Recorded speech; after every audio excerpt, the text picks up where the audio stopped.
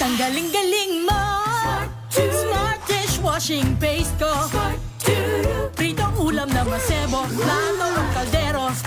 Tanggaling for everyday. Ganyan pag smart ang dishwashing paste. May double tanggaling formula. Tanggal ang sebo, tanggal ang bakterya. Pahit para walang bahid, linis fantastic sa metal at plastic. Number one ko to. Tanggaling-galing mo, Smart dishwashing paste. ACS. Sa lahat ng bagay, simula pa lang, siguraduhing max protection na.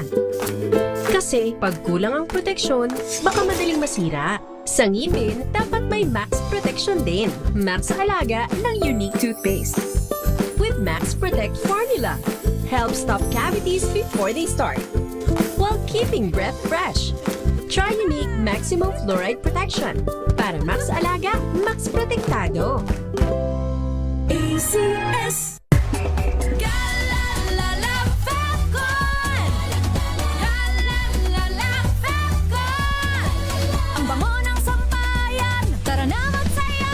Calefacton, amoy nakaka-joyful.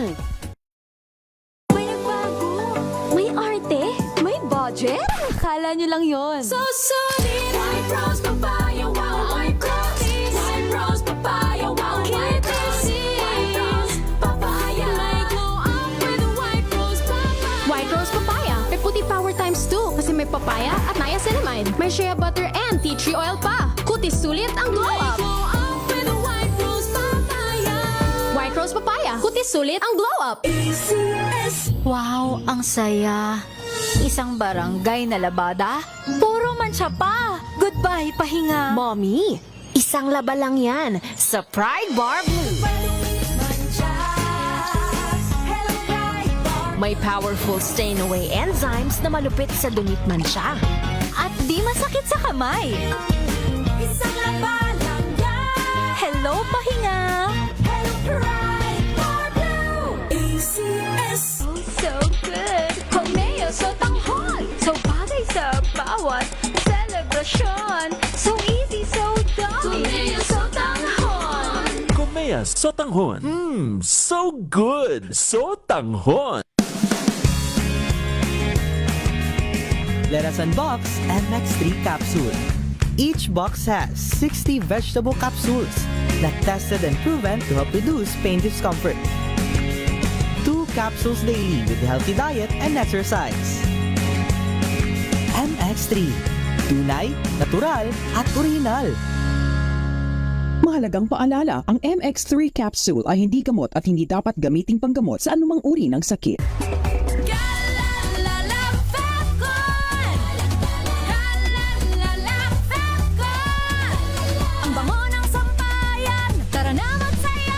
Calefacton, amoy nakaka-joyful.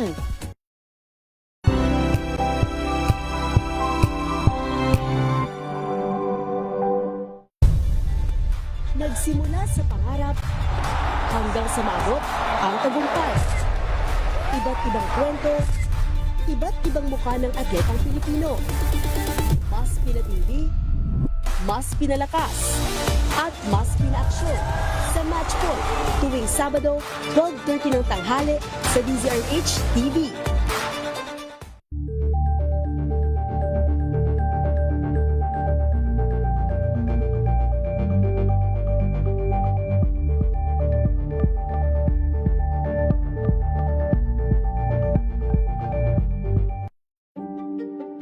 Buklarin ang mga pahina. Pakinggan ang boses ng lipunan. Tunghayan ang mga issue mula sa ibang katayuan. Nakakalungkot kasi deserve ba namin ng ganito? Na hindi nila alam kung ano talaga yung kanilang mga karapatan. Yung gobyerno, tinulungan nila yung kanilang magsasaka. Pinapatahimik tayong lahat using various laws. Through education, kayang-kaya nating baguhin yung ganitong klaseng pag-iisip. Isang kwento, iba't ibang anggulo.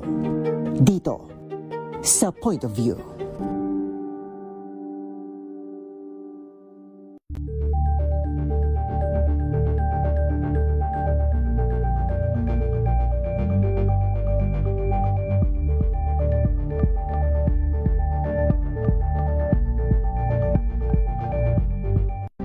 maagang balitaan, maagang usapan sa mga issue at balita. Kasama si Kuya Angelo Palmones sa Magandang Umaga Pilipinas. Mula Lunes hanggang Biyernes.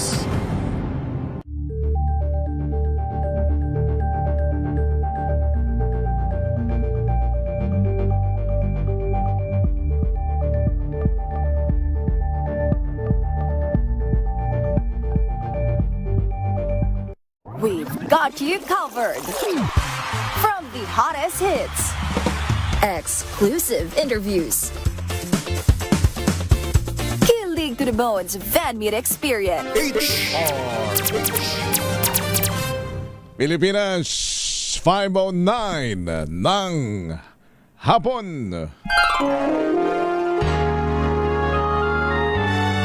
Kauna-unahan sa Pilipinas. Manila Broadcasting Company. DZRH. Member, kapisanan ng mga broadcaster ng Pilipinas. Pilipinas sa alas 5:09 ng hapon. Dahil ang pamamahayag kailangan laging patas. Ang pagtalakay ng bawat issue dapat laging parehas. Narito na ang balitaan at talakayang hihimay sa punot dulo ng mga issue. Bawat panig, ilalahad sa publiko. Programang DZRH Balansyado. Narito na ang mga balansyado sa pagbabalita at komentaryo. Sina Henry Uri at Karen Oyon. Balansyadong balita. Pilipinas, araw ng Miyerkules. Sa isa ba ng Mayo, taong 2026 sa ulo ng mga balansyadong balita. Dami ng mga walang trabaho sa bansa na bawasan noong Marso ayon sa PSA. Halos 1.4 million na pamilya graduated na sa 4Ps. Halaga naman ng piso laban sa dolyar, nakabawi. Extortion try kay dating Speaker Martin Romualdez itinanggi ng social media personality na si Franco Mabanta. Mga hindi makapagbabayad ng electric bills, hindi mo na puputulan ng kuryente. Total ban sa vape isinusulong ng Department of Health. Lawak ng lugar na apektado ng Mayon Volcano Ashfall, nasa higit 8,000 hektarya na. Surface to ship missile ng Japan ginamit sa unang pagkakataon sa 2026 sa Balikatan sa Ilocos Norte. Sasakyang ginamit naman sa panibagong insidente ng gas and run sa Quezon City. Tukoy na, suspect, pinasusuko na ng QCPD. Magandang hapon Pilipinas, kami ang inyong tagapagbalita. Sa pangalan ni Miss Miss Karen Oyong, ako si Josa Cruzat. At Henry Uri. Sa detalye ng mga balita, nabawasan ang dami ng mga walang trabaho sa bansa noong Marso. Ayon sa Philippine Statistics Authority, mula 2.66 million noong Pebrero, bumaba sa 2.58 million naman ang naitalang unemployed sa Pilipinas. Lumabas sa pag-aaral na mula sa 51.65 million nasa labor force, itinakda sa 5% ang unemployment rate. Ito ay nangangahulugan na 50 sa bawat 1,000 individual ang tambay o walang trabaho. Samantala, nabawasan din ang bilang ng mga may trabaho mula 49.43 million at naging 49.07 million para sa nabanggit na pagkakataon. Aabot sa 1.4 milyong pamilya ang nai-pull out na mula sa 4Ps o Pantawid Pamilyang Pilipino Programa simula noong 2022. Ayon kay DSWD Secretary Rex Gatchalian, idineklarang graduate sa programa ang mga naturang pamilya na nag-improve na ang kabuhayan. Sinabi ng kalihim na kabilang sa mga inalis sa 4Ps ang mga pamilya na ang mga anak ay nakapagtapos na ng pag-aaral. Ipinaliwanag ni Gatchalian na ang bagong enrollees sa programa ay nasa kalahating milyong pamilya. Gayunpaman, niliwanag ng DSWD Secretary na hindi dadagdagan ang bilang ng 4Ps beneficiaries kundi pupunan lamang ang dami ng mga nag-exit o inalis na sa naturang programa. Samantala, nakabawi naman ang piso laban sa dolyar. Ito ay matapos magsara ang palitan sa 61.30 mula sa 61.55 kahapon. Nagbukas ang trading sa 61.35, humina sa kalagitnaan ng kalakalan sa 61.46 bago nakarecover sa 61.3 hanggang sa magsara sa 61.30. Sa iba pang mga balita, iginiit ng Peanut Gallery Media Network na inosente sila at set up lamang ang nangyari sa umano'y extortion kay dating House Speaker Martin Romualdez. Ayon kay PGMN founder at CEO Franco Mabanta, walang krimen, pangingikil o pagbabanta mula sa kanilang panig at kaya nila itong patunayan. Aniya, walang katotohanan ang sinasabing 350 million pesos extortion nila kay Romualdez. Binigyan din ni Mabanta na ginawa lamang ito upang patahimikin sila ni Romualdez sa paglalantad ng korupsyon noong ito ay House Speaker pa. Pakinggan po natin ang paliwanag ni Mabanta. We're innocent. It's not true.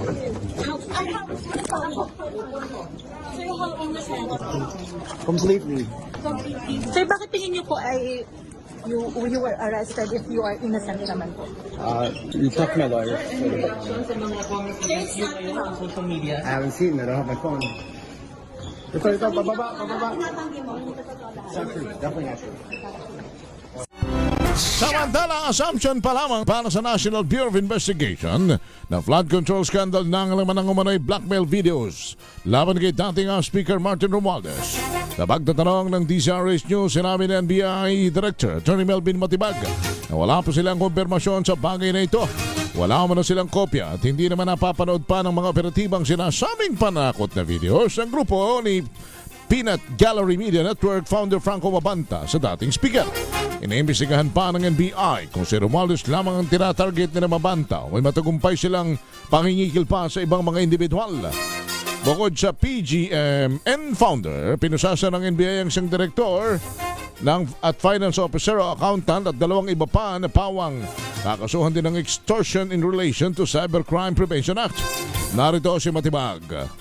Yun yung sinasabi pa namin sa forensic at chinecheck. Kasi nga sabi naman ng media, clips lang yung portion. So titignan namin kung ano yung ano lang, no, mama. Kasi I don't know why should be focused dun sa video. Kasi sabi nga natin dito is yung crime mismo ng rapid extortion. So then you heard the blackmail engineering sa video na yung subject is nandun sa video. Tapos nangihingi ng pera. Otherwise, sila naman yung video. So that is already an assumption na blood control yung video. Hindi pa rin able to see the video. Hindi kaibigan ni Pangulong Ferdinand Marcos Jr. ang inarestong si Franco Mabanta. Kasunod dito ng ulat na umano'y may papel si Mabanta sa online political campaigns na sumuporta kay Pangulong Marcos Jr. sa pamamagitan ng kanyang media company. Ayon kay Palace Press Officer Attorney Claire Castro, hindi kaibigan ng Pangulo si Mabanta dahil marami itong mga artikulo na halos kumakalaban sa administrasyon. Sabi ni Castro, sa halip na iugnay si Mabanta sa Pangulo, ay tanungin na lang ito kung ano ang relasyon sa mga Duterte dahil sa mga kuhang larawan kung saan ay kasama nito sina dating Pangulong Rodrigo Duterte, Vice President Sara Duterte at maging si Attorney Harry Roque. Pakinggan po natin si Yusek Castro. Hindi po siya kaibigan ng Pangulo, pero siguro mas nanaisin ko po kung ito po ang inyong itatanong dahil ito po ay mismong pinost ni Franco Mabanta. Baka ito po ang itanong nyo kung ano po ang relasyon niya sa mga Duterte.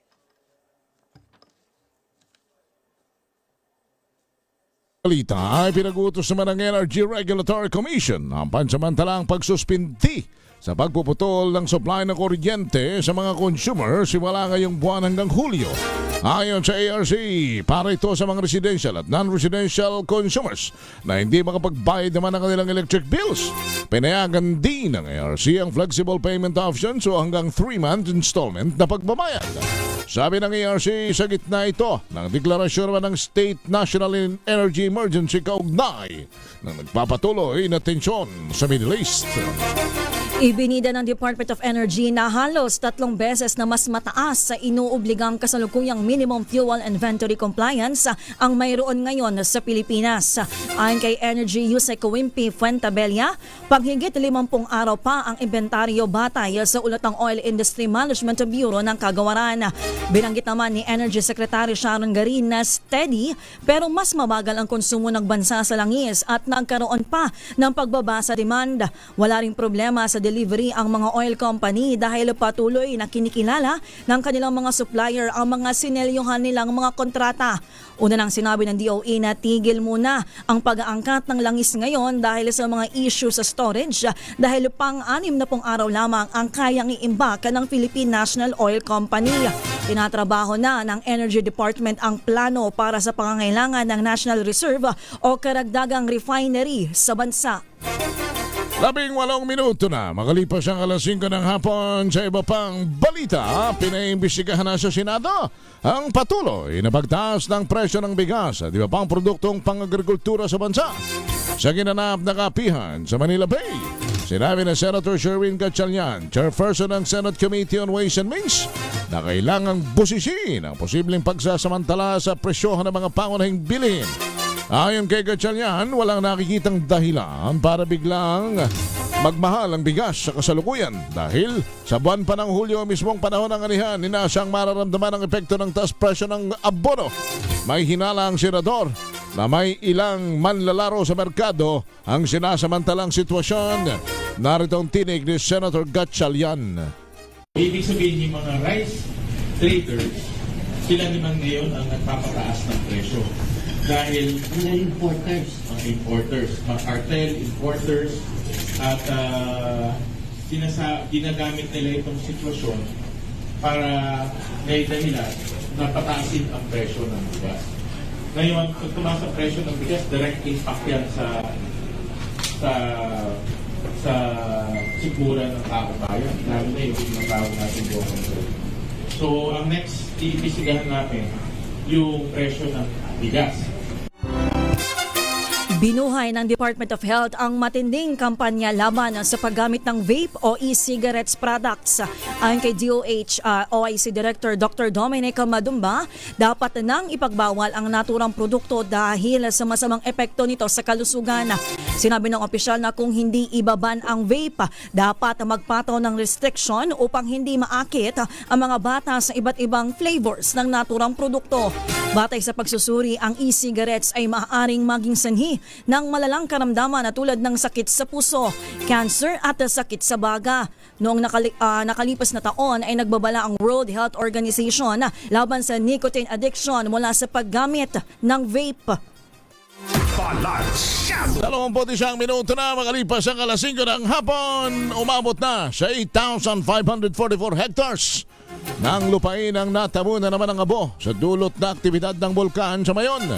Sa inilabas na mapa ng Philippine Space Agency, nakikita ang mga lugar na naapektuhan ng ash deposits mula sa naitalang pyroclastic density current mula sa Mayon Volcano simula noong Mayo 2. Ayon sa PhilSA, ang pyroclastic density currents ay mabilis na daloy ng mainit na volcanic gas at mga abot pira-pirasong bato na bumaba sa dalisdis ng bulkan. Nagbabala naman ng pibok sa dalang panganib sa kalusugan na may kasamang malilit na piraso ng volcanic particles. Nagdeploy ng mga tauhan ang Department of Environment and Natural Resources sa probinsya ng Albay kaugnay ng patuloy na aktibidad ng bulkang Mayon. Ito'y alinsunod sa utos ni Pangulong Bongbong Marcos na pagsanibin ang pwersa ng mga ahensya para tulungan ang mga naapektuhang residente dahil sa matinding ashfall. Ipinuwesto na ng Environmental Management Bureau Region 5 ang mga air quality monitoring stations upang mamonitor ang kalidad ng hangin. Nagsasagawa na ang DNR ng water quality testing sa mga water reservoir para matiyak na malinis ang maiinom na tubig. Itinuro na rin ng ahensya sa mga residente ang tamang paglilinis sa mga ashfall para hindi magkaroon ng secondary damage sa kalikasan. Inihahanda na ng Department of Labor and Employment ang 110 milyong pisong emergency employment assistance para naman sa higit 20,000 manggagawa na naapektuhan ng pagputok ng Mayon. Sa ilalim ng tulong panghanabuhay sa mga disadvantaged workers o TUFAD, bibigyan ng DOLE ang mga residente sa Albay ng trabahong tutulong sa isasagawang clearing operations. Bukod dito, sisimulan din na i-roll out na ng DOLE ang Integrated Livelihood Programs para sa mga naapektuhang informal workers. Tiniyak naman ng DOLE sa Bicol Region na makikipag-ugnayan ito sa mga lokal na ahensya upang matuloy na ang kabuhayan ng bawat residente. Tagumpay na nagamit ang Type 88 surface-to-ship missile ng Japan sa unang pagkakataon sa Pilipinas. Pinaputok ito sa huling drill ng balikatan exercises kung saan pinalubog ang decommissioned Philippine Navy vessel na BRP Quezon. Isinagawa ang live fire sa Ilocos Norte, tampok ang senaryo ng pagdedepensa sa coastline mula sa kalabang galing sa karagatan.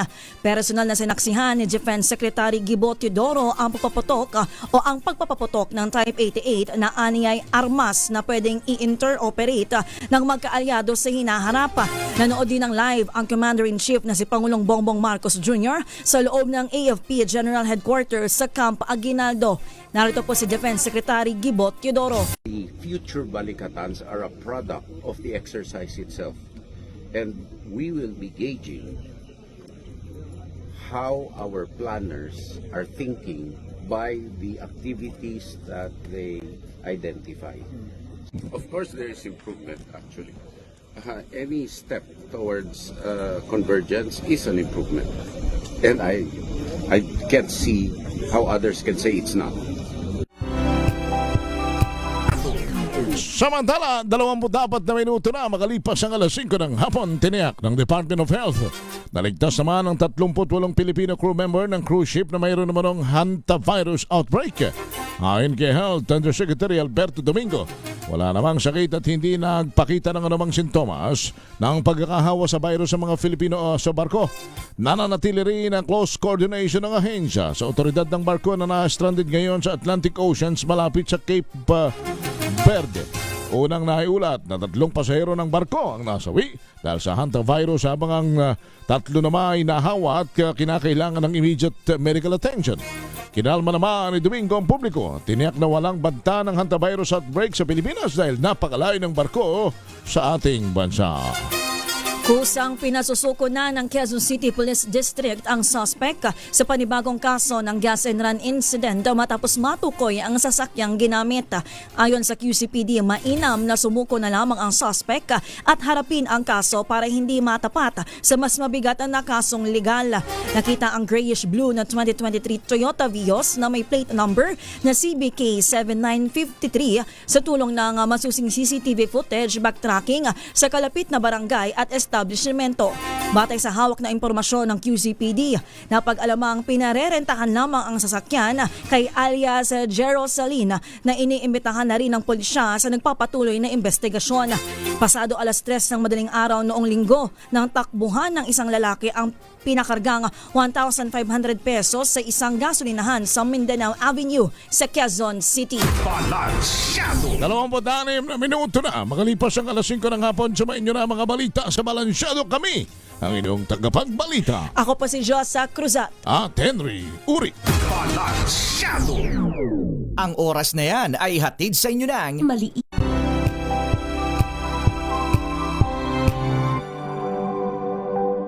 Hello, Washi! Laundry day na naman! Yay! Anong meron? Mancha ng chocolate, putik, may libag pa! Kaya natin yan! With Pride Washing Machine Detergent, may triple stain-away formula. Tanggal ang makapit, madikit, at madupit na dumit mancha. Kaya easy-easy ang labada. Mula noon hanggang ngayon! All you need is pride. All you need is pride. ACS. Oh, so good. Komeo so tanghon. So bagay sa bawat celebration. So easy, so dummy. Komeo so tanghon. Komea Sotanghon. So good. Sotanghon.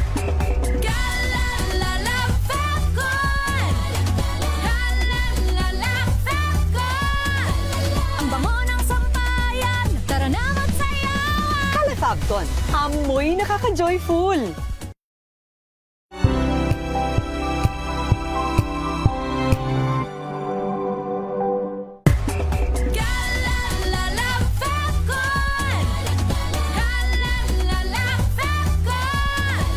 Ang bango ng sampayan, tara na magsayawan. Calefacton, amoy nakaka-joyful.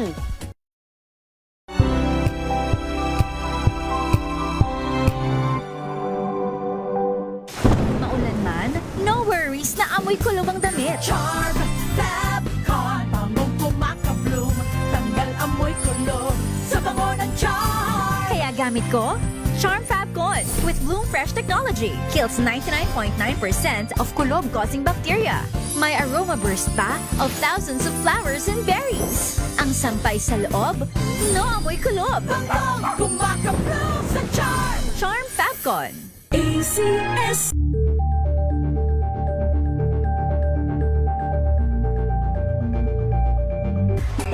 Galalala Fabcon! Galalala Fabcon! Ang bango ng sampayan, tara na magsayawan! Calefabcon, amoy nakaka-joyful.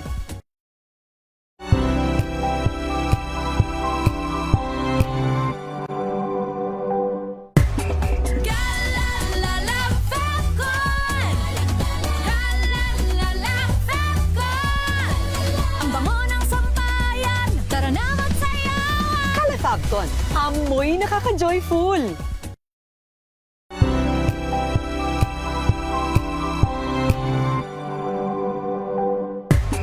Galalala Fabcon! Galalala Fabcon!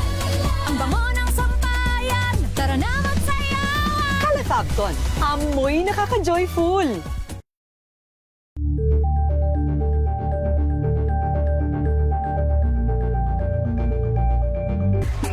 Galalala Fabcon!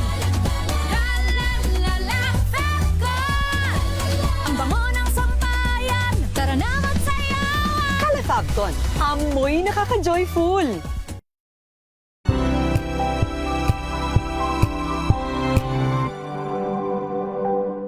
Alamin ang mga maiinit na isyung pambayan, mga balitang kailangan mong malaman, usapin sa pamahalaan, politika, ekonomiya at kabuhayan. Ito ang mga dapat mong malaman, pakialaman at pag-uusapan dahil kayo ang tinig ng mamamayan dito sa Damdaming Bayan. Live sa DZRH Radio, DZRH TV at DZRH Digital. Kasama sina Lakay, Deo Macalma at Elaine Apit. Araw-araw, Lunes hanggang Biyernes. Damdaming Bayan.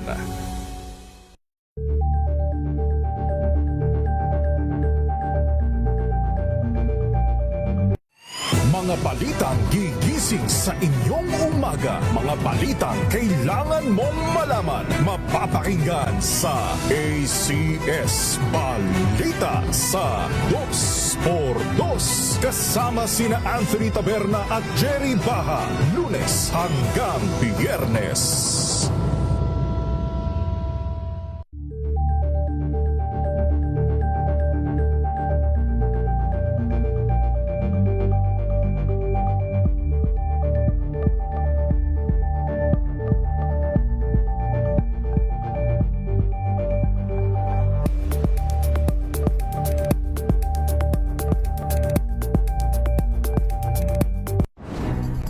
Good vibes ang hanap mo?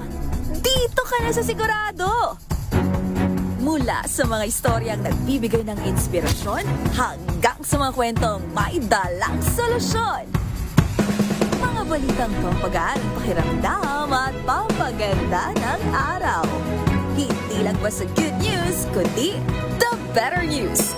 Mula Lunes hanggang Biyernes, 1:00 ng tanghali sa DZRH TV.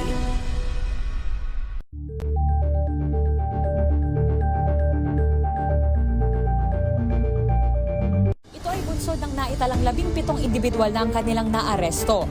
Metro Manila Development Authority o MMDA ang No Contact Apprehension Policy o NCAP sa Metro Manila. Sa ilang mga dokumento ay peke. Hindi rin legal ang employment na ipinangako sa kanila. Sa mata ng batas, mananagot ang sangkot at may sala. Dahil sa bawat paglabag, may karampatang parusa. Alamin ang mga pananagutan sa likod ng mga bawal. Dito sa Hoy! Bawal yan, tuwing Sabado, 11:30 ng umaga. Dito lang sa DZRH TV.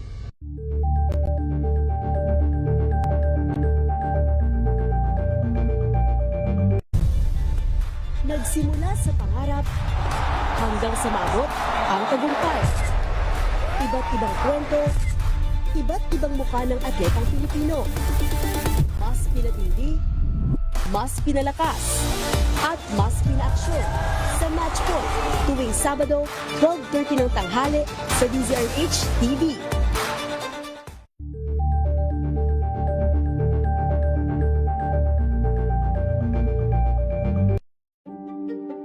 Buklatin ang mga pahina. Pakinggan ang boses ng lipunan.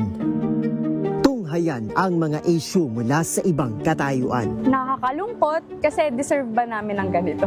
Na hindi nila alam kung ano talaga yung kanilang mga karapatan. Yung gobyerno, tinulungan nila yung kanilang magsasaka. Pinapatahimik tayong lahat using various laws. Through education, kayang-kaya nating baguhin yung ganitong klaseng pag-iisip. Isang kwento, iba't ibang anggulo. Dito, sa Point of View.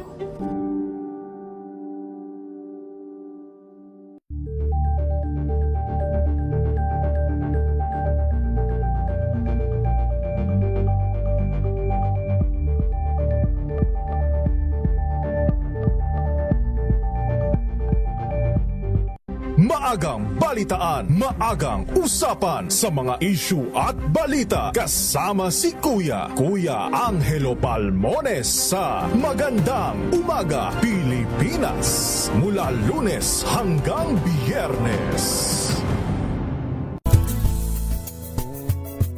Number 1 na naman ang inyong DZRH sa latest survey ng Kantar Media na inilabas nitong January 2026, hindi lang sa Metro Manila kundi pati rin sa Mega Manila.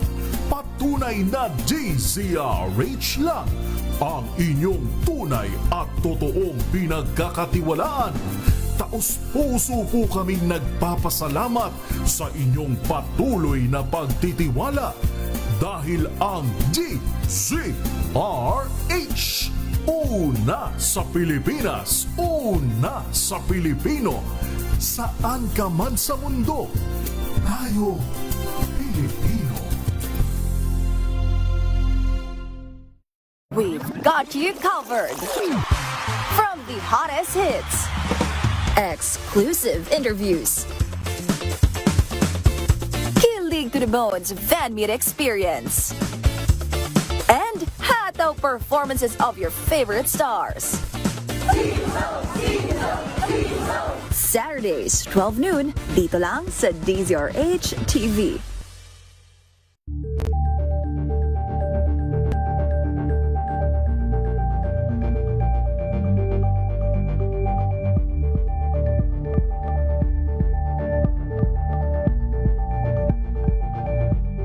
Curious ka ba sa maraming bagay? Kami na ang bahala dyan. Aalamin, tutuklasin at bibigyang linaw namin ang mga katanungang bumabagabag sa inyong isipan. Sa programa kung saan ang bawat sagot ay galing lamang sa mga eksperto. Ang Expert's Opinion, tuwing linggo alas 3 ng hapon, dito lang sa DZRH TV.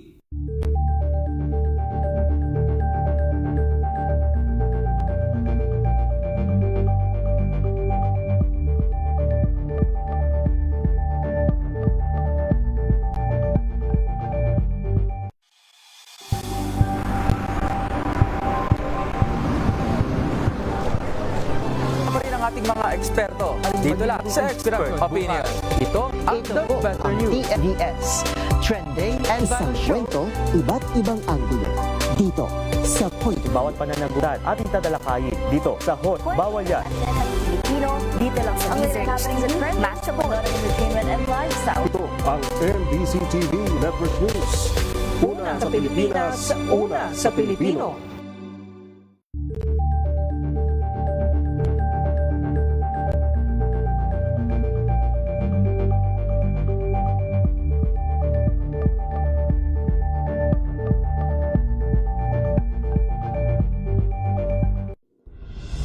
Tuloy-tuloy ang pagtulong, tuloy-tuloy ang pagseserbisyo at tuloy-tuloy ang balitaan kasama si May Binauhan sa Operation Tulong mula Lunes hanggang Biyernes.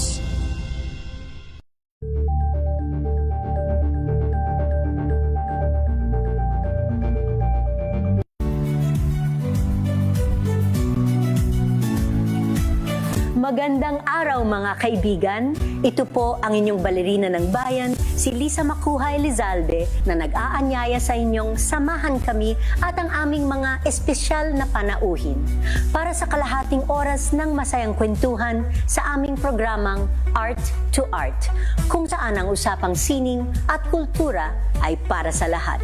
Huwag kaliligtaan, tuwing linggo, alas 3:30 ng hapon, dito lamang sa DZRH Radio, DZRH TV, at via online streaming.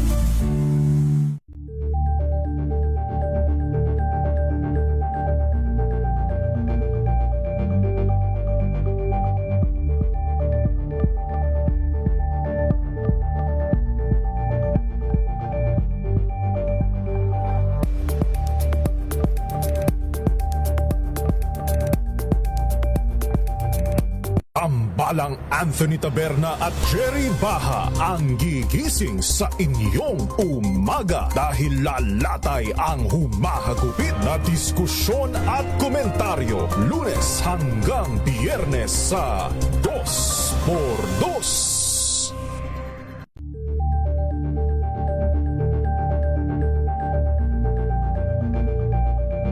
Alamin ang mga maiinit na isyung pambayan, mga balitang kailangan mong malaman, usapin sa pamahalaan, politika, ekonomiya at kabuhayan. Ito ang mga dapat mong malaman, pakialaman at pag-uusapan.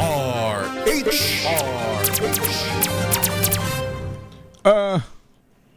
Teka muna, pagkat marami hong nagtatanong sa akin sapagkat ako po'y dating nag-cover nga ho din ang Palasyo ng Malacanang at pati ako'y natatanong tungkol dito kay Franco Mabanta. Di ko kilala itong si Franco Mabanta eh. Di ko rin ito na kasalamuhan nung ako'y nagko-cover ng Malacanang 2016 to 2022. Pero ang alam ko nga at lumalabas naman sa mga balita na ngayon, si Franco ay dating direktor ng social media ng kasalukuyang Pangulong Ferdinand Bongbong Marcos nung siya ay kumandidato bilang Pangulo noong 2022. At may mga okasyon na tila na nag-birthday pa nga itong si Franco sa mismong pamahay. Batay doon sa lumalabas sa social media, sa mga litrato, may mga lumalabas na pati yung alagang aso ng Pangulo. Kilala si Franco. At minsan sa isang okasyong lumabas na litrato ay may mga litrato siya ng anak ng Pangulo na si Congressman Sandro at ang tawag niya ay bro. May mga mga congratulatory note. So, at may mga iba pang mga video at mga picture na talagang ipinakikita at ang tila gustong patunayan ay talagang very close. At Franco is a friend and close to the Marcos family. Siguro kaya ako'y natatanong sapagkat kanina nga sa press ko ni Secretary Claire nung itanong kung ano bang relasyon ni Franco dito kay PBBM, ang sabi ko kasi ni Claire hindi daw kaibigan ng Pangulo si Franco at ang tanongin daw kung ano ang relasyon ni Franco sa mga Duterte. Yun ang pero alam niyo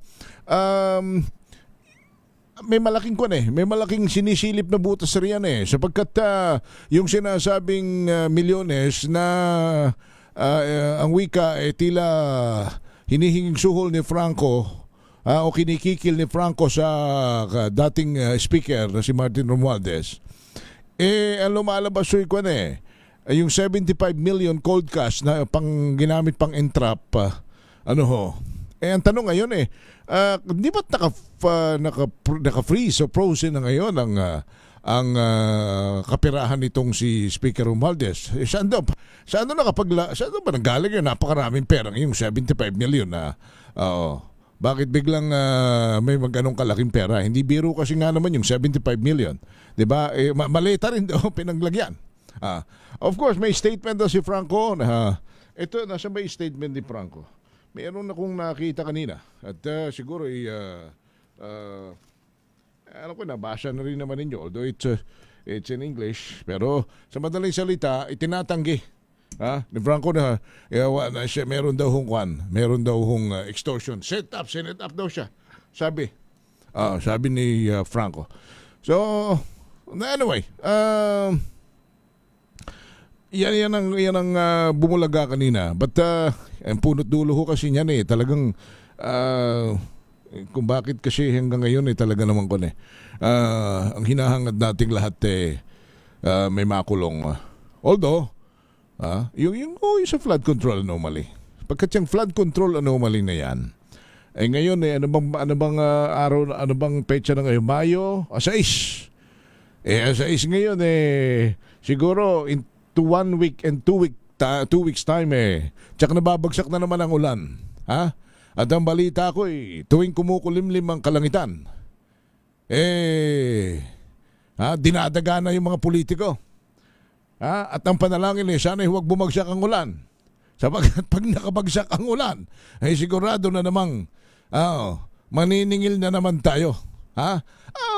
Hindi naman may kakailaban nila yan na walang sasalo ng tubig ulan at siguradong ang baha ay maniningil na naman. Huwag naman sanang kumitil ng buhay.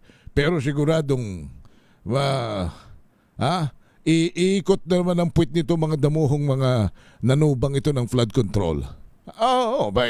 Isipin ninyo, doon sa, kung di ako nagkakamali, doon sa iprinesenta ni Congressman Sid Ungab, yung 24 and 2024-2025 budget, meron doong halaga na hindi ko na lang ma-recall kung magkano, but it's amounting to billions of pesos, 100 billion of pesos, na para sana sa foreign assisted project related to flood control. Alam ba ninyo yung foreign assisted project? Yan yung mga proyekto, infrastructure, pampatayo ng mga flood control project na ang magpapagawa niyan ay yung mga bansang kaalyado natin, halimbawa Japan at iba pang mga bansa, na sila muna ang gagastos, babayaran natin. Sa madaling salita, ID loan, utang. Ngayon, doon sa 2024-2025, nawala yung foreign assisted fund project. Sapagkat inilipat doon sa mga flood control project kung saan sa ang probinsya. Doon pumasok yung allocable and non-allocable. Yung allocable naman, yun yung ang congressman ay aalokin ng flood control, hindi nakikibo pero kikita. Talaga At doon sa nung nangyari na nga pala. Doon sa sinabi nung sina Bryce Hernandez ng Henry Alcantara, doon sa pagdinig dati ng Blue Ribbon Committee, naalala ninyo yung sinabi? Nung tanungin sila kung bakit may mga flood control project, ano ang sagot? Paano pa kami makakapagpagawa ng project? Pakalaki ng hinihinging porsyento ng mga damuhong ito. Isipin ninyo. Umaabot sa magkano? Batay doon sa, kung di ako nagkakamali, 55%? O mahigit pa? Bakit? Sapagkat 25% o 30% napupunta sa politiko, mga taga-DPWH, mga LGUs. Siyang magkakaiging yung flood control project na yan, kailangan po yan, ay kasintibay ng muog ng Jerusalem, na hindi pwedeng magiba, maski pa ilang lindol at gaano kalaking bahaan dumaan, sapagkat yan po'y tagasalo ng tubig. At ang tubig baha, pagka po yan ay nakikita naman ninyo siguro sa mga palabas at lalo sa social media, sa YouTube. Di ba? Mas malintik maningil ang tubig baha. Pag pumasok na sa kabahayan, sa kakahuyan at maging ay talagang hindi lang buhay kundi pati ari-arian walang itira. Na Undoy, naalala nyo ng Undoy? Tsaka yung last year, couple of years ago, yung mga baha na yan. Kaya hindi po pwedeng, hindi kailangang winawalang hiya yung flood control fund sapagkat yun nga, kailangan na yun kung ang budget noon ay 1 billion dapat walang bawas, walang kulang para matibay. Para ang bakal ay hindi substandard. Ang semento hindi hilaw. O isipin ninyo. O ano nangyari na? 'Di ba? Ang sabi ng ombudsman, ang mastermind, wala daw iba kundi si dating Speaker Martin Romualdez at saka si Saldico. Pero wala pang kaso yung dalawa sa Sandigan Bayan. Pagkat yung ombudsman ho kasi parang kung lang yung piskal. Yung Sandigan Bayan parang yun ang RTC. Kumbaga magpapile po ng kaso papunta ng Sandigan Bayan ay yung ombudsman. Wala pa ba si Kwan? Titingnan mo nga yung ombudsman. At yun ang yun ang kinakailangan. Ano ba Ako nga ho, mawalang galang na Pero pasensya na kayo. Pero ako'y hilaw na hilaw ang pag-asa at paniniwalang makukulong itong dalawang ito Unang-una, makwarta. Pangalawa, makapangyarihan. Pangatlo, marunong din naman yan. Mga abogado yan Martin Romualdez, abogado yan. Dating speaker. Saldico nasaan? Nasa Paris na raw. That's the moonlight shine on Paris na. mukhang ano ba? Mukhang nag-i-enjoy na ron mukhang lumalabers in Paris na kaya yun doon. Hindi ba? Hindi ba? So paano yun? Ewan ko kung ang paniniwala niyo makukulong, at talagang pagkat yan huy kwan plunder ho yan, non-bailable yan, diba? Isipin niyo 56 billion ba? Tinamaan ang kulog na yan, diba? 56 billion yung dalawa. Kanya nga lang ang sabi ni Martin, masistiyo sabi ng mama. Sabi ng mama, hindi ka ako papayag. Hindi ako papayag na ako'y sasangkalanan ninyo. Ako lang ituturo ninyo. Hindi naman kami nag-i-implement ng project. Kaya nga ni Congressman ni Senator Dante Marcoleta teka muna. Sa ipinahihiwatig ni Kwan sa ipinahihiwatig ni Martin Romualdez tila Kwan tila mayroong mastermind sa kung sila ang mastermind, may mastermind pa.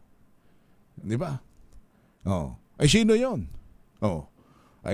Yabangan natin. Kung pag talagang, di ba, ang kasabihan, kung gusto mong makita ang ulo ng sawa, pitpitin mo ang buntot.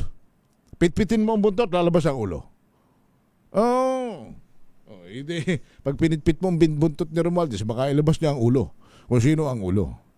Pagkat sinasabi ng ombudsman, si Kwan lang naman hanggang kay Martin lang daw yan At hanggang kay Saldico lang yan. Pero kung kay Martin, hindi siya papayag na siya lamang. Malay natin kung sinong kanyang gustong inguso. Kung inguso niya yung pinsan niya, tandisan niyang ituturo. O yung ibang mga congressman, ibang mga senador. Diba? Kaya lang hanggang ngayon, sabi nga ni Governor Chavit Singson, nasabi na, pero walang kaso. Antayin natin baka naman talagang kinukumpleto pa nitong ombudsman na ito ang patibay na kaso. Gusto nating lahat yan panalangin natin, pero siya nasabi ko sa inyo, mawalang galang na. Ano na ba ngayon, Mayo? Bago yan siyempre, bago yan magkakasampahan ng kaso sa Sandigan Bayan bibilang pa yan ng linggo, buwan. Next in a couple of days, Hunyo na. Pagkatapos papasok na tayo sa 2027 alam nyo naman ang 2027, bisperas na ng eleksyon ng 2028 yan Hindi ba? Ewan ko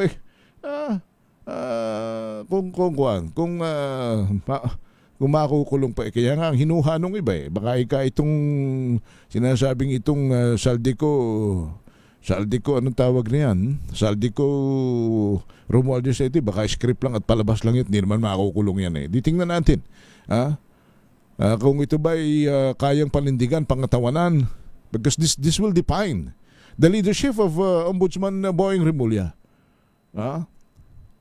Kung sa bagay, hindi naman siya ang hahatol ng guilty or not guilty.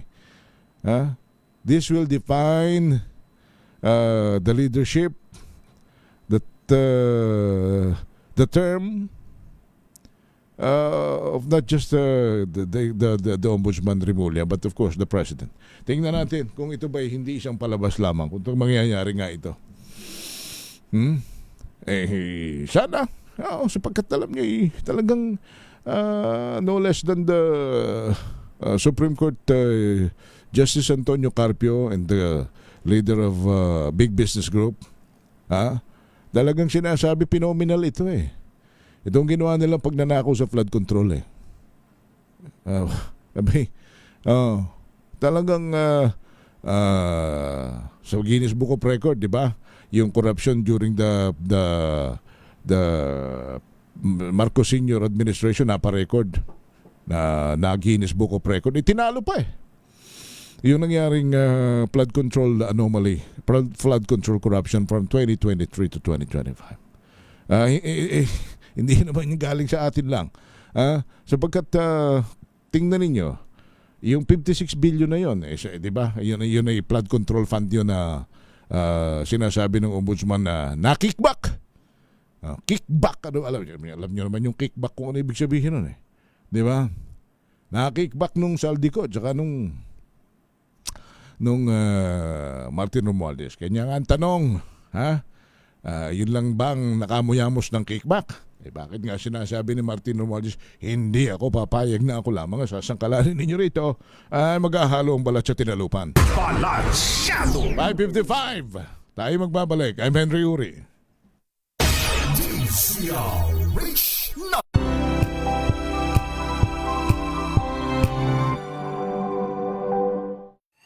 mga balitang gigising sa inyong umaga. Mga balitang kailangan mong malaman. Mapapakinggan sa ACS Balita sa 2x2.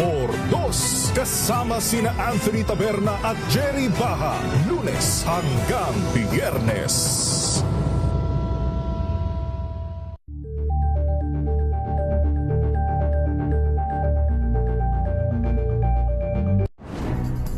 Good vibes ang hanap mo? Dito ka na sa Sigurado!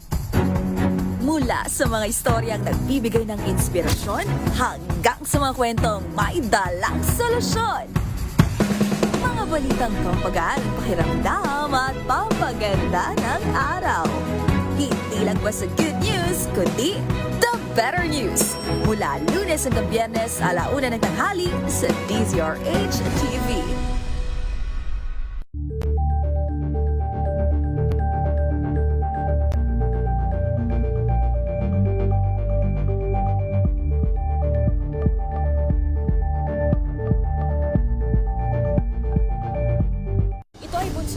Talang 17 individual na ang kanilang naaresto. Metro Manila Development Authority o MMDA ang No Contact Apprehension Policy o NCAP sa Metro Manila. Sa ilang mga dokumento ay peke. Hindi rin legal ang employment na ipinangako sa kanila. Sa mata ng batas, mananagot ang sangkot at may sala. Dahil sa bawat paglabag, may karampatang parusa. Alamin ang mga pananagutan sa likod ng mga bawal. Dito sa Hoy! Bawal yan, tuwing Sabado, 11:30 ng umaga. Dito lang sa DZRH TV. Number 1 na naman ang inyong DZRH sa latest survey ng Kantar Media na inilabas nitong January 2026.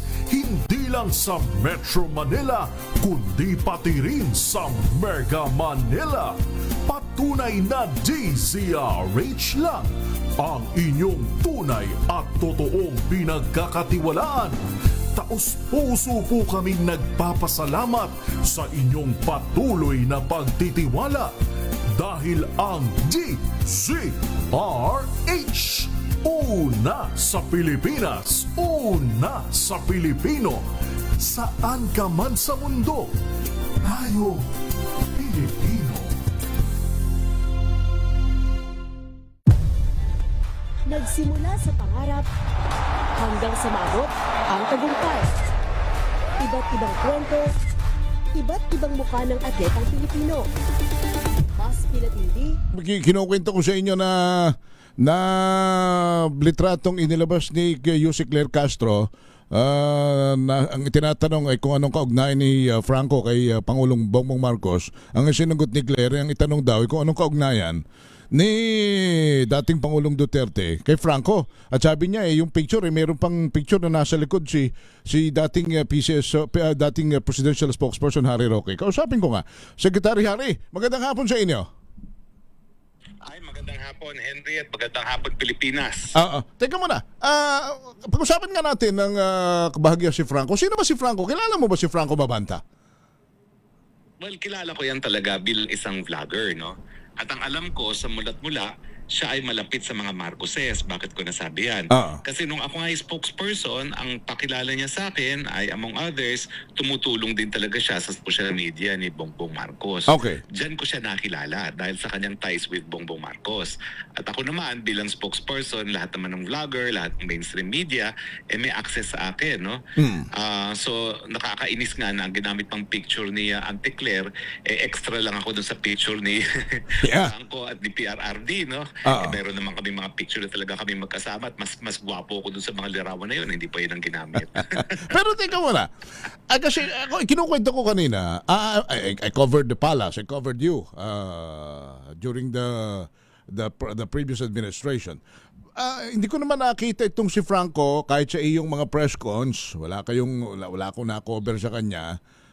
Hindi ko rin nakita na may okasyong tayong naroon din si Franco. Kayo ba ni Franco meron bang pagtatrabaho kayo na nagtrabaho kayo for the previous president?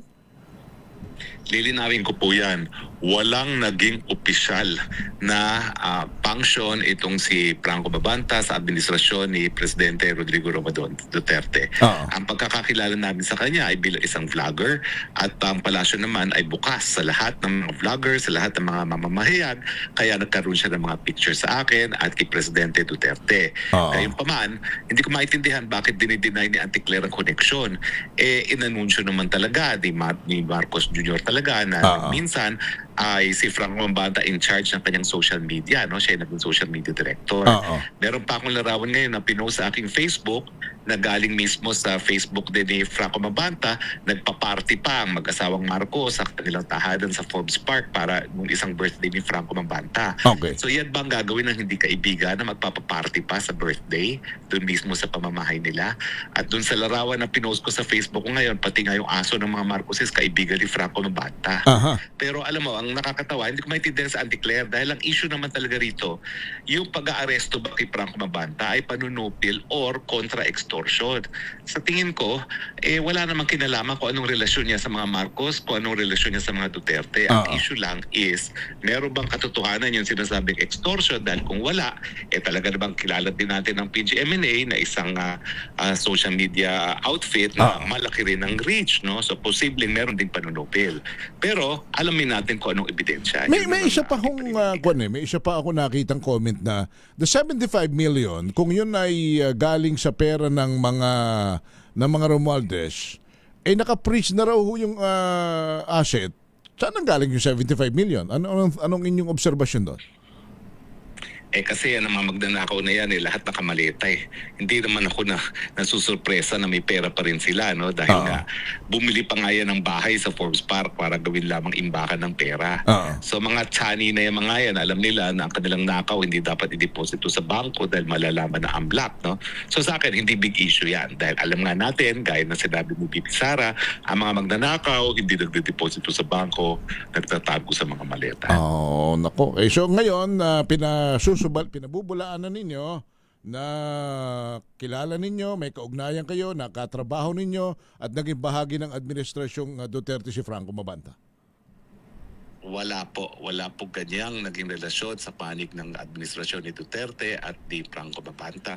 Bagamat ang kabaliktaran ay totoo, no, na inaamin ng mga Marcoses na naging social media director nila yan at talaga naman naging napakalapit sa first couple yan. Teka, huling tanong lang, kumusta na kayo? May mga supporter ninyo rito naman, syempre nangungumusta rin at nagtatanong tungkol sa inyo. Ano bang nangyayari na sa inyo riyan? Nasa Netherlands pa ba kayo? Okay naman po, ako po ay nasa Vienna, Austria at patuloy po na dinidinig ang aking petisyon para sa asylum at samantala naman tayo po ay nag-expose sa mga fake news lalong-lalo na kung ang presidente nagpapakalat ng fake news. Ano pala ang inyong masasabi kay Saldico? Anong balita na ba? Nasa France na ba ito? Ito ba uuwi, mapapauwi? Sapagkat sabi ho ng ombudsman, sila ni dating House Speaker ang mastermind sa flood control scandal. Well, unang-una po, no, wala po ibang po pwedeng masabi dito sa kaso ni Zaldico kung hindi yung sinabi ko na. Fake news, yung siya ay naaresto sa Czech Republic at fake news, yung sinasabi nilang nadetain na siya sa Czech Republic na napatunayan naman, no, dahil sa mga naging report na rin ng DOJ na nagpunta pa sa Austria para mag-junket. Dahil sinabi ko na nga hindi siya na-arresto doon at wala na siya doon sa Czech Republic, no.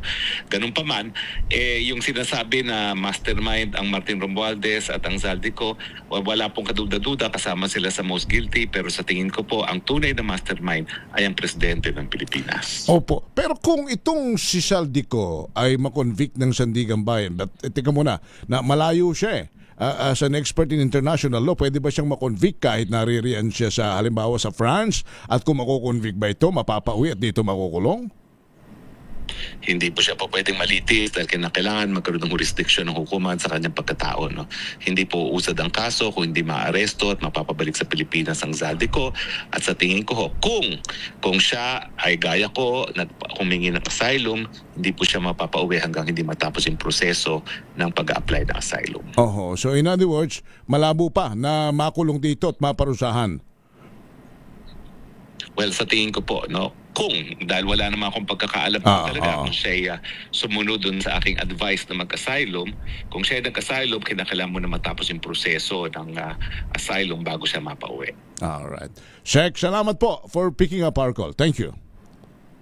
Salamat po. Magandang araw po. Si Attorney Harry Roque, ang dating presidential spokesperson. Hagilap natin. Tama-tama, gising pa. Anyway, so yun, malinaw. Idininay rin niya at kasi siya ang presidential spokesperson. Lagi siyang nasa tabi ng presidente. So para lang mabalansin natin. Sapagkat kung kay Claire, sa version ni Claire, ang dapat, ang iniugnay niya kay Franco is the president, the previous president. Nakuha naman natin ang kabilang panig. We will be back. 6:06, I'm Henry Uri. Balansyado! This time check is...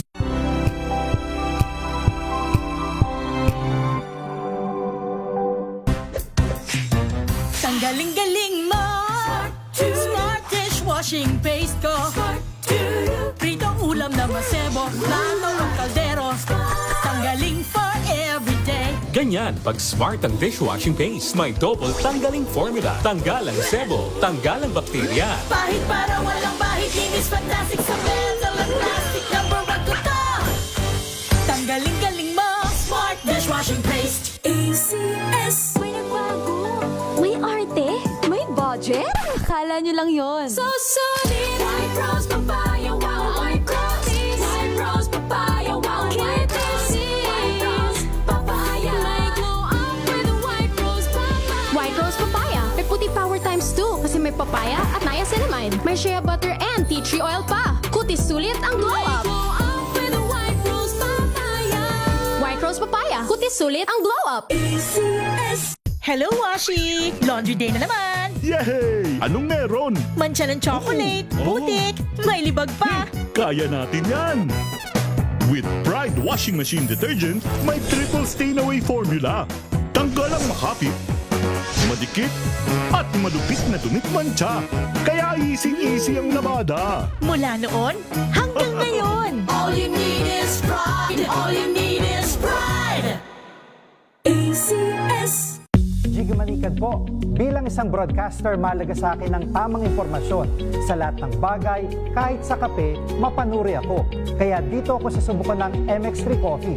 Ito'y low acid, cholesterol free, at may vitamin C plus calcium. Sigurado ako sa MX3 Coffee. Dito ako bilib.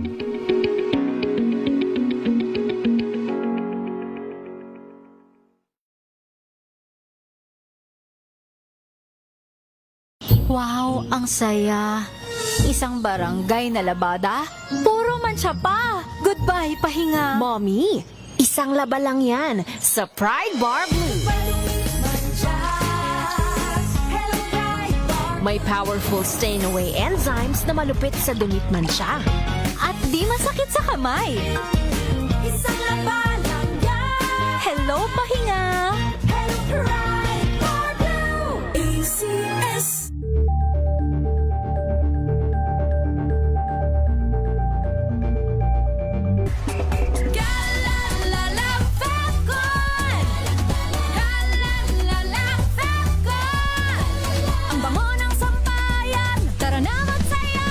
Calefacton, amoy nakaka-joyful. Sa lahat ng bagay, simula pa lang, siguraduhing max protection na. Kasi pag kulang ang proteksyon, baka madaling masira. Sa ngipin, dapat may max protection din. Max Alaga ng Unique Toothpaste. With Max Protect Formula, helps stop cavities before they start, while keeping breath fresh. Try Unique Maximum Fluoride Protection. Para Max Alaga, Max Protektado. ACS.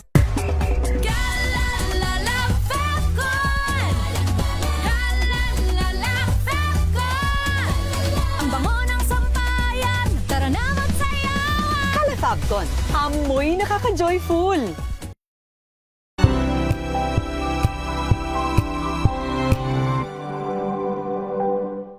Maagang balitaan, maagang usapan sa mga issue at balita. Kasama si Kuya Angelo Palmones sa Magandang Umaga Pilipinas. Mula Lunes hanggang Biyernes.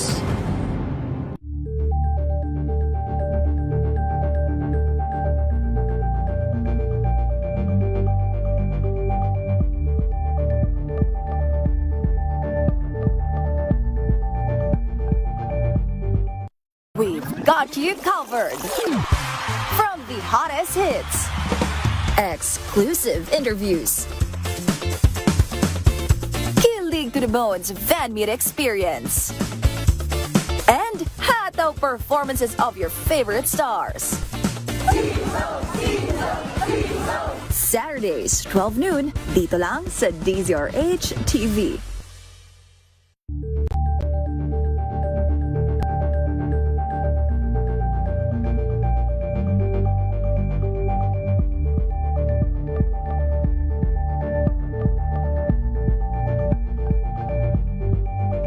Curious ka ba sa maraming bagay?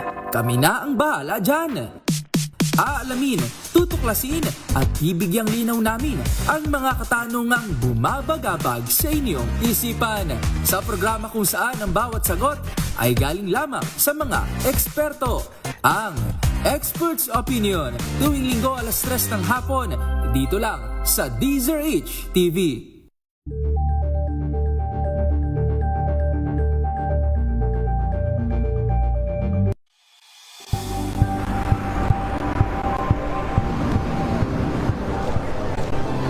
Ating mga eksperto dito lang sa Expert Opinion. Ito ang The Better News. TNVS. Trending and sa kwento, iba't ibang anggulo. Dito sa Point. Bawat pananagutan ating tatalakayin dito sa Hoy. Bawal yan. Pilipino, di lang sa music, happenings and trend, matchable entertainment and lifestyle. Ito ang MBC TV Network News. Una sa Pilipinas, una sa Pilipino.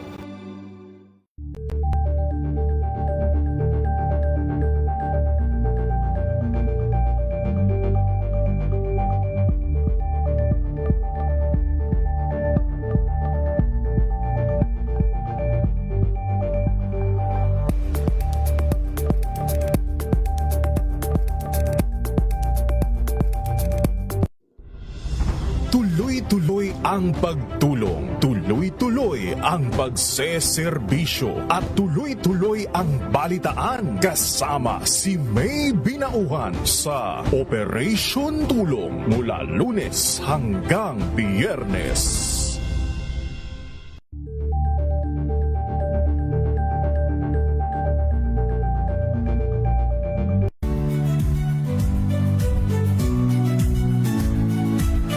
Magandang araw mga kaibigan. Ito po ang inyong balerina ng bayan, si Lisa Macuhay Lizalde, na nag-aanyaya sa inyong samahan kami at ang aming mga espesyal na panauhin para sa kalahating oras ng masayang kwentuhan sa aming programang Art to Art, kung saan ang usapang sining at kultura ay para sa lahat.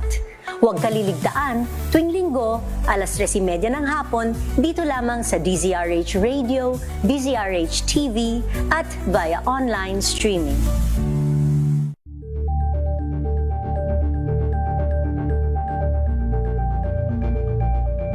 Tambalang Anthony Taberna at Jerry Baha ang gigising sa inyong umaga dahil lalatay ang humahagupit na diskusyon at komentaryo Lunes hanggang Biyernes sa 2x2.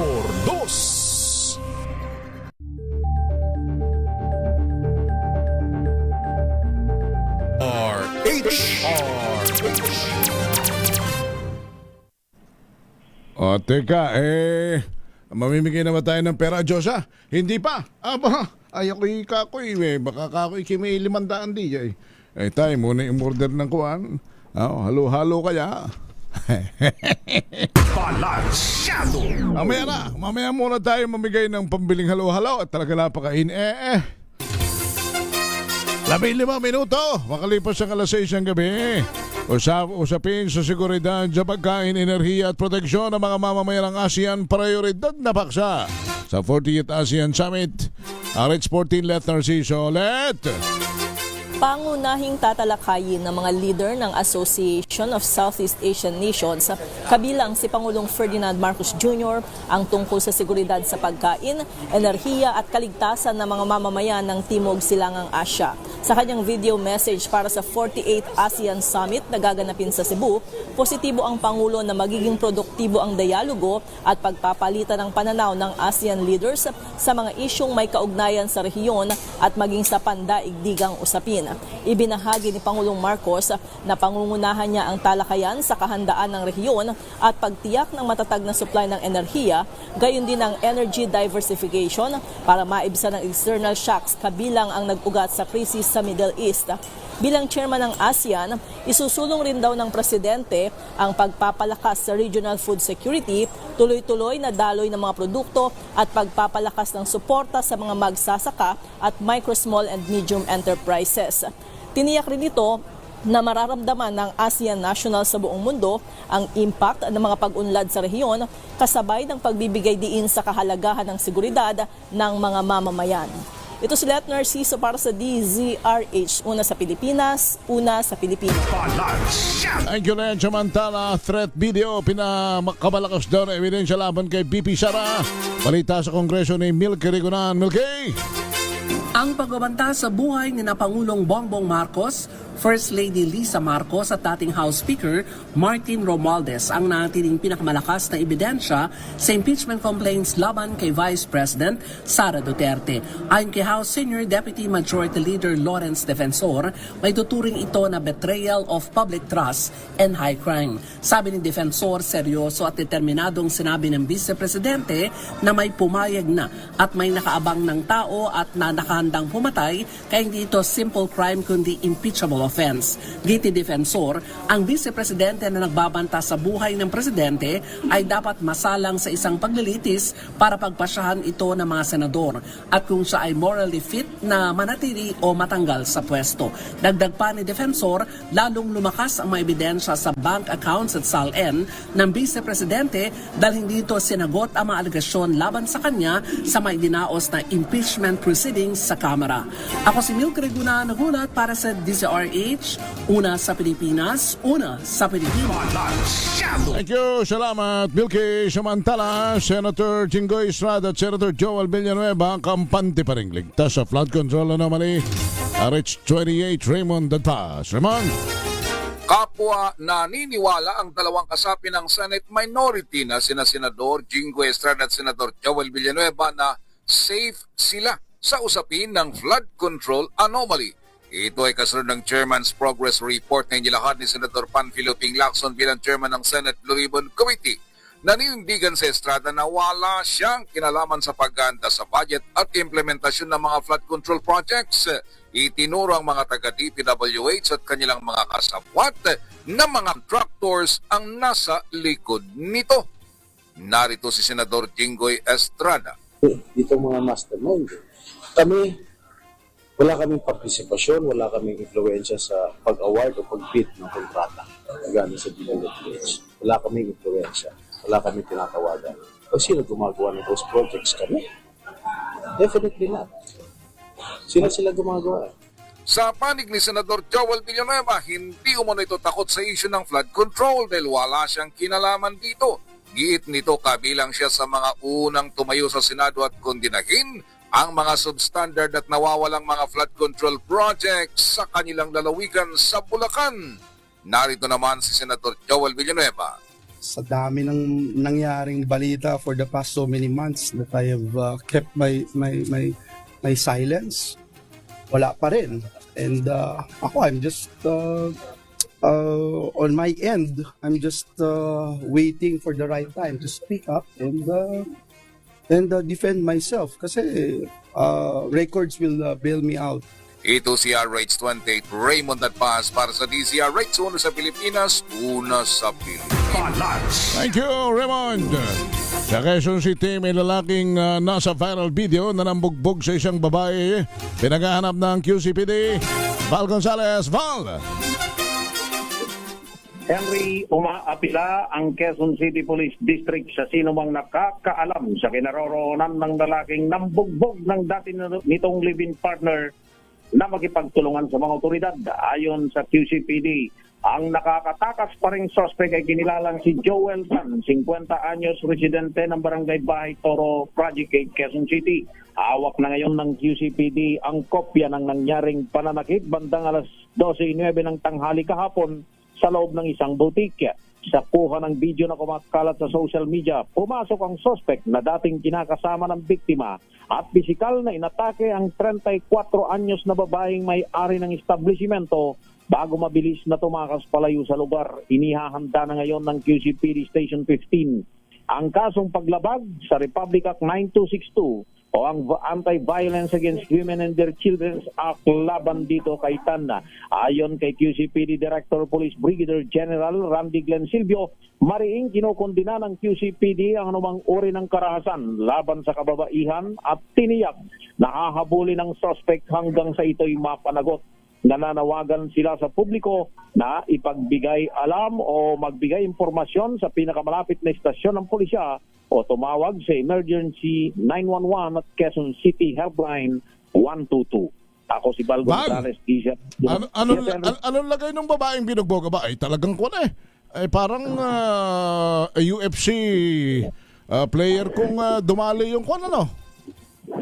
Medyo short video pa lang yung nakikita mo, Henry. Pero kung mapanood mo yung kabuuan nung mahigit 6 na minutong video, ay dumanas hindi ka nais-nais na sitwasyon physically at mukhang hindi makakalimutan ng biktima yung ginawa sa kanya ng dating tong living partner. Ganun pa man, Henry, ay hindi pa naman ngayon. Hindi pa batid ng otoridad kung ano ang tunay na motibo kung bakit nagwala sa galit itong suspect at ganyan ang ginawa sa kanyang. Pero na-hospital baga? Na-hospital yung babae?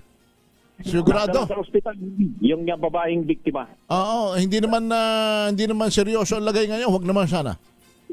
Hindi naman ganun ka seryoso yung lagay ng biktima. Pero ang apela ngayon ng QCPD sa sino mang nakakikilala ay pagbigay na sa mga otoridad para naman matulungan yung malupit na sinapit ng biktima na ngayon ang insidente ay viral na sa social media. Ako, Fidel Gonzales, DZRH, una sa Pilipinas, una sa Pilipinas. Ay, palagay ko, thank you, Val. Walang kawala ito. Ay, pambihira naman kung nakikinig ka naman, brother. Ba? Bay mo naman, pinakagayong-gayo naman. Ay ko, ay talagang ko live. Kung napapanood ho ninyo ang video, talagang sinakyan at ay ko siguro. Kung yun napuro, ay baka, wag na sana na may maayos yung kalagayan ng babae, ano? Sige, baka kilala ninyo, kapitbahay nyo, kamag-anak ninyo, isuko na ninyo yan sa mga otoridad. At hindi tatantanan ng QCPD yan. Thank you, Val Gonzales. Samantala, si Jane Bantayan muna. Meron daw hong wanted naman sa Pasig. Nahuli sa Northern Samar. Jane Bantayan, Jane. Tatimbog ng otoridad dito sa lalawigan ng Northern Samar ng operatiba mula sa 2nd Northern Samar Provincial Mobile First Company ang isang wanted sa Pasig City na nahaharap sa kasong frustrated at attempted homicide. Sa rekord ng PNP, dati itong miyembro ng New People's Army. Kasama sa mga umaristo ang makasundaluhan mula sa 90th Infantry Battalion Philippine Army at nahuli ito sa bayan ng Pabuhan. Ayon sa PNP, ang wanted ay 25 taong gulang na ninirahan na ito ngayon sa nasabing bayan ng Pabuhan. Sa pag-iimbestiga ng otoridad, dati itong miyembro ng NPA ng FC1 SRC Emporio at PSR listed. Ang warrant laban sa nasabing suspect ay mula sa Regional Trial Court, National Capital Judicial Region Branch 166, Pasig City, pitsado January 2, 2025. Kabuang 72,000 pesos ang piyansa sa isang kasong kinakaharap nito at 36,000 pesos naman ang inilagak na piyansa ng korte sa isa pang kasong kinakaharap. Pansamantala muna itong dinala sa Pambuan Municipal Police Station para sa tamang disposisyon bago ito i-turn over sa korte. Mula sa Aksyon Radyo Katarman, Arts 34 Jane Galit Bantayan ng DZRH. Una sa Pilipinas, una sa Pilipinas. Thank you, Jane! O, kita ninyo, matagal na nagtatago, malayo na. Wala talaga kayong lusod sa mahabang kamay ng batas, kaya huwag kayong gagawa ng labag sa batas at anumang kasamaan sa kapwa. Mayayari at mayayari kayo riyan. Lalo na kung kayo mahirap lamang, nako, alam naman ninyo, ang hustisya kita ninyo, yung mga magnanakaw ng flood control, bilyones na hanggang ngayon kukuya-kuya-kuy pa. Huwag kayong gagawa na mas manakaw. Malintik yan. Yan na. Aba, taga Nagkarlang Laguna ng ating winner. Sige, meron na tayong winner sa Kring Kring Panalo Promo. Makinig maigi! Ito na ang chance mo na manalo ng instant 500 pesos kapag darinig mo na ang mahiwagang Kring Kring. Tignan mo na ang iyong cellphone, baka ikaw na ang susunod naming winner sa Kring Kring Panalo Malakas sa telepono. Paano sumali? Bisitahin ang Facebook page ng DZRH, fill up pa ng Google Sheet na nakapin sa DZRH FB page at hintayin ang aming tawag sa telepono. Kring Kring na! Na tayo. Sino magandang dilag na rin kayang nasa ating linya na ng komunikasyon? Si Binibining Michelle Are. Michelle? Hello po. Aba, ikaw Ginas. Saan ka, nasa Nagkarlang ka ngayon?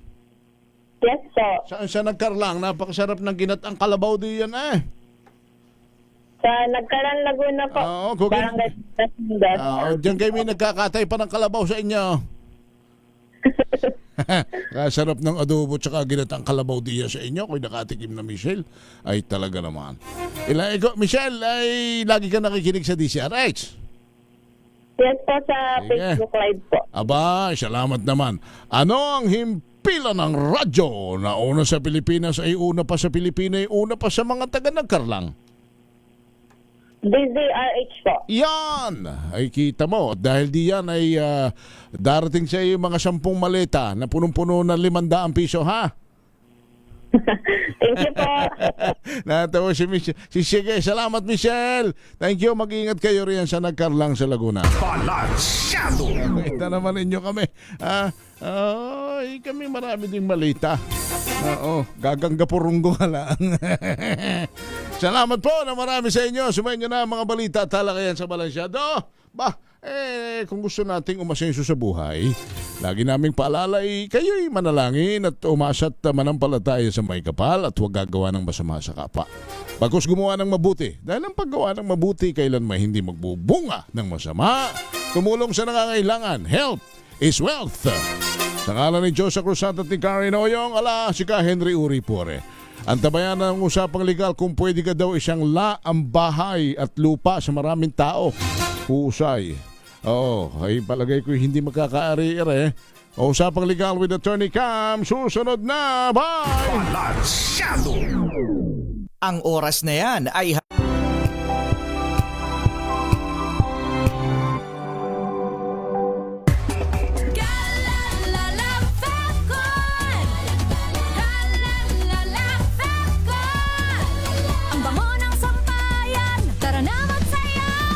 Calefacton, amoy nakaka-joyful.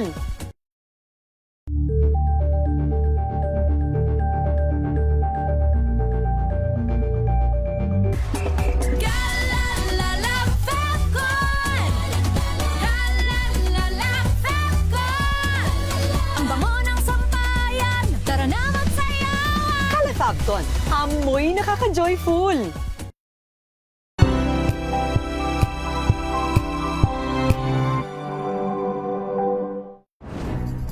Good vibes ang hanap mo?